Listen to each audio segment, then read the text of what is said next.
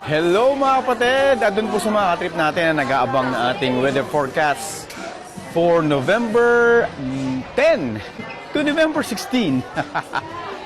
2025, ito na po sa screen nyo mga katrip. Alam ko pong maraming concern dahil mayroon pong bagyo sa Pilipinas na posible pong pumunta ng Hong Kong mga katrip. Ang expect po nila is Tuesday or Wednesday po darating.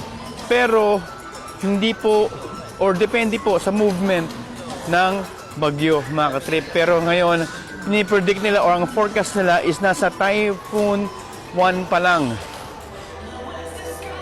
Yang Tuesday and Wednesday mga katrip.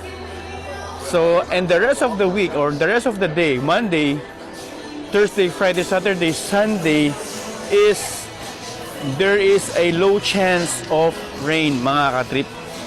Kaya pwede nyo pa rin pong iplano or i-rebook yung ang inyong mga ticket kung pupunta po kayo rito sa Hong Kong mga katrip. And then, syempre sa gabi is medyo chill. Medyo malamig ang panahon, kaya magdala pa rin kayo ng mga long sleeve, huwag lang makapal.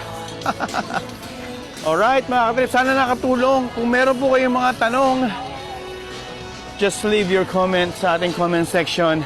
And please don't forget to follow me and subscribe to my YouTube channel. Alright? Peace. Share the love. Bye. J-Trip by JJ.